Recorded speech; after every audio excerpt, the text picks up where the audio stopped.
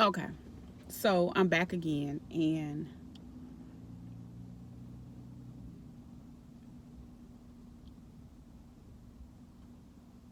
accepting people for who they are is one of the most difficult things you can do, especially like depending on the type of relationships you have with people, whether it be mother parent, friends, spouses, whatever. I'm saying this because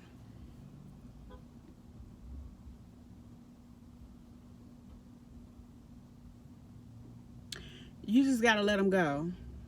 I don't know any other way to say it. um Everybody can't go, and that's one of the hard things that some people have to accept. Everybody can't go where you're trying to go or where you want to go. I've been guilty of that myself. And what I mean by that is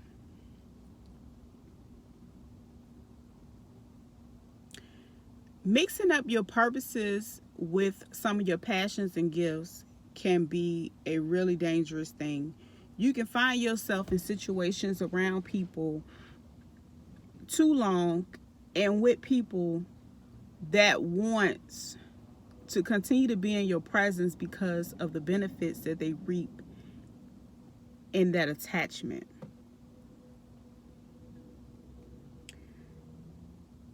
And another important thing to do is listen to the details. Listen to the words that they're saying because it's going to be very telling, and it's just going to be something that you can't overlook. So,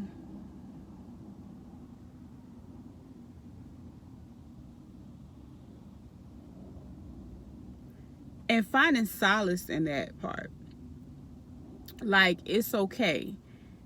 One of the messed up things you could do is continue to let a person play with you over and over again.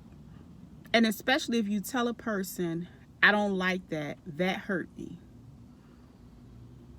I don't like it when you do such and such. And they continue to do it. And they continue to come up with a lie and try to make it seem like that they're going to try to be more mindful of the things that, you let them know, those areas, right? And they never do. They're basically trying to groom you for you to accept the bare minimum. It's like a form of breaking, if that makes sense. And the sad part right now that I'm really starting to see with a lot of people, I'm starting to see people create situations, systems, and platforms to prey on people's vulnerabilities. So some of these platforms, what I'm noticing, are especially sisters, because sisters are one of the biggest consumers. If you really do your research and pay attention to the people that buy the most, that spend the most, and honestly are really good earning places, are sisters. And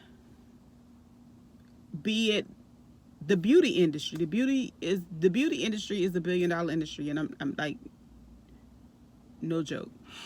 So being a consumer there, being a consumer in restaurants, being a consumer in all different places, right? That's still creating a space for that person to say, I need that. And getting back to people that do the jacked up stuff, that's who they are. I've literally listened to a person tell me, I like to feel needed. Let that sink in. That's a them problem, not a me problem. Hear me out. the moment that need is not being met, people are more likely to go to another place to get that need met. And if you look at it holistically, that's the issue. I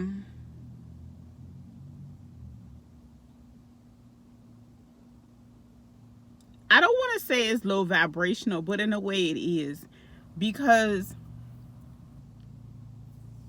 I understand Maslow's laws, people wanting to feel a part of something and things of that nature. But nobody needs anybody. Now, are you able to work codependently or interdependently with a person? So it's a big difference in codependency. Codependency is like, okay, I need this person to do this. I can't be by myself. I have to go, attach myself to another person to even feel like I'm alive. That's a codependency thing. And some people get caught up in that codependency thing, and it can be very toxic and unhealthy, right? But interdependency is a whole different place. It's a place to which you are able to be with that person, but when you're not with that person, you're still good, but you understand your role in that situation. So there should never be a situation of, oh, I like to feel needed, because that's not normal. I was watching a video recently, and it was a guy. I want to say he was like a basketball player or football player or whatever he used to be. And he was talking to another female that seemed like she's way more level-headed, that's beyond, his reach. But I guess they decided to have a conversation and engage or whatever.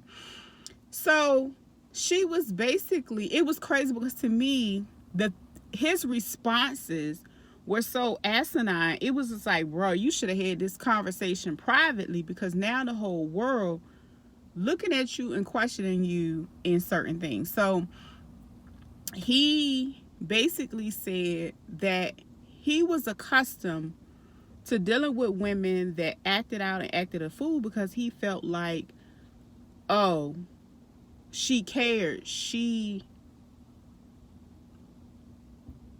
I guess, it turned him on. It was a thing, like, oh, okay, well, she want me or she cared. And then he also said to her, no, she asked him, well, when did you know that you would not be a good fit? She would not be a good fit, or the type of woman that you really needed in your life. He said, like, in 3 or 4 weeks. She said, but you had X amount of kids with her, like 5 or something like that. And he was like, yes. He said, he was like, well, I wanted to raise my kids together or whatever like that. She said, you could have raised them together with her, but after that one, could have been over. Like, you could have moved on. Why bring 4 more into the situation? So that's going back to that need. Some people have, like, and I'm going to go deeper to childhood trauma. I'm going to transition the conversation a little bit, because some people, it comes from different areas. It could be an ego thing. It could be very well a complex from childhood, when you did not feel protected and you did not have a safe space. So always being able to be there for someone else, or feeling needed, is like something that helps heal that space. And just like leaving a untreated wound too long, it can be quite infectious. So I'm going to leave that there, and I'm going to let that sink in. And I'm getting ready to go, because this phone getting ready to die, and I done made like so many videos today. But anyway, let them go.